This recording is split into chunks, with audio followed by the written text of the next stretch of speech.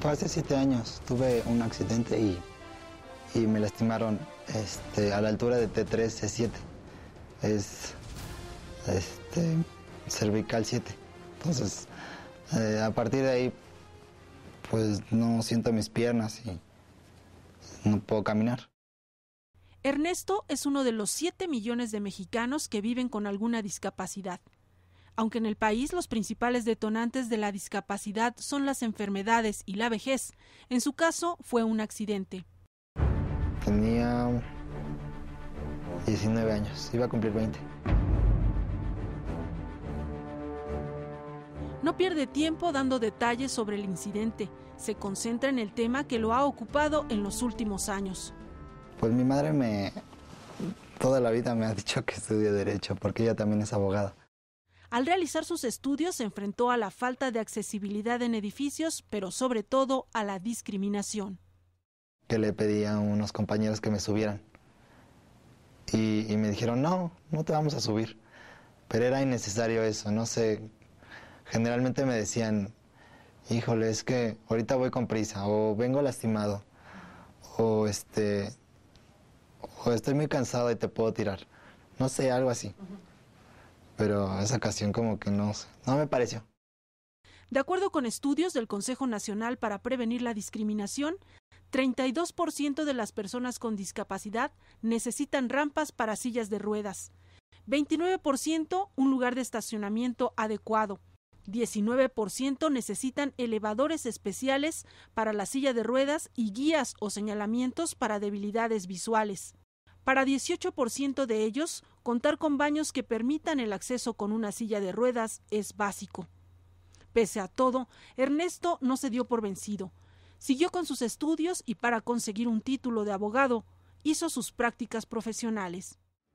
Uno puede elegir la institución que más le convenga y pues yo elegí pues meterme en el Poder Judicial, en una institución federal. Y la más cercana era Nezahualcóyotl.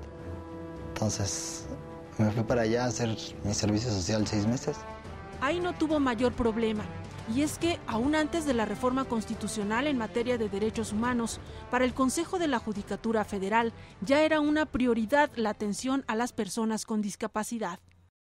El 77% de los inmuebles que son propiedad del Consejo de la Judicatura tienen una rampa externa. Y esto no solamente alcanza a los que están dentro del Consejo, sino es abierto al público, porque esto permite que el justiciable que tiene alguna discapacidad pueda ingresar por esas rampas.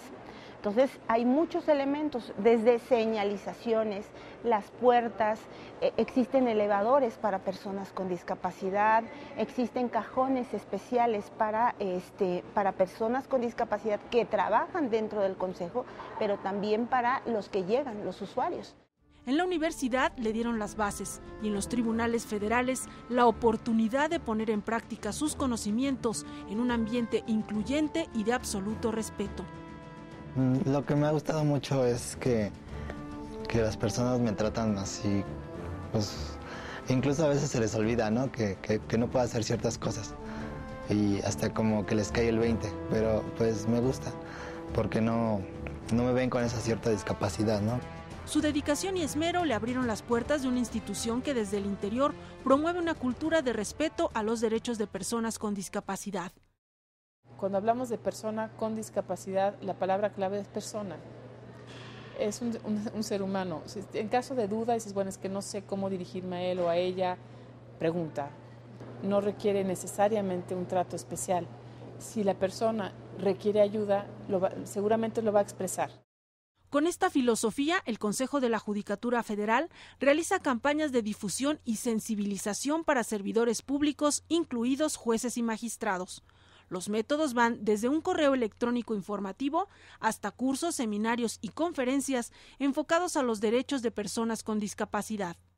Nosotros no podemos emprender un respeto a las personas si no nos informamos, si no sabemos qué implica la discapacidad, cuáles son los tipos de discapacidad, cuál es el uso correcto del lenguaje que se debe utilizar para dirigirte a una persona con discapacidad.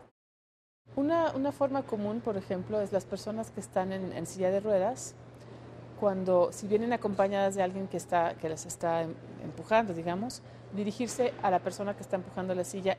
Una persona en silla de ruedas, su única diferencia, digamos, con una que no le está, es la silla. Entonces, se debería saludar como cualquier otra persona. A veces les ignoramos, o sea, por no saber cómo, nos dirigimos a la persona.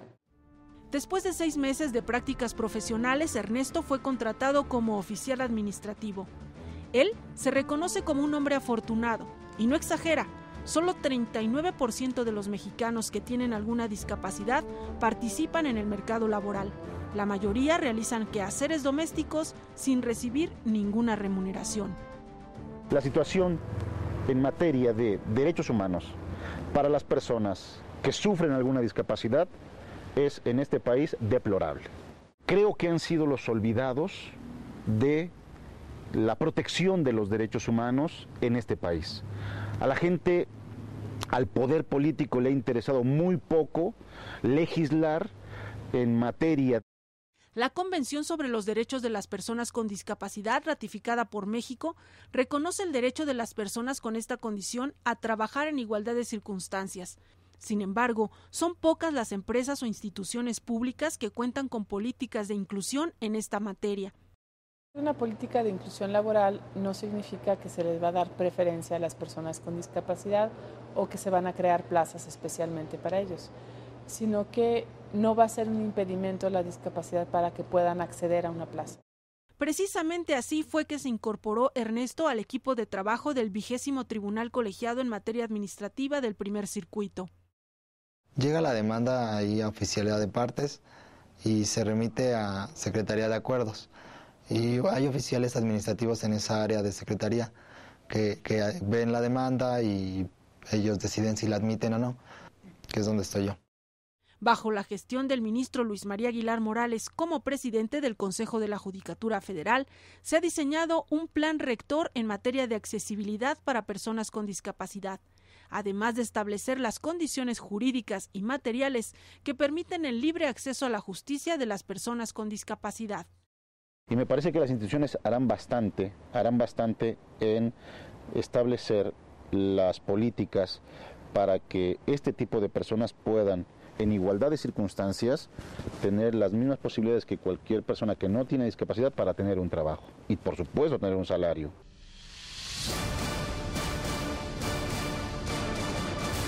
El Consejo de la Judicatura hoy, Verónica González.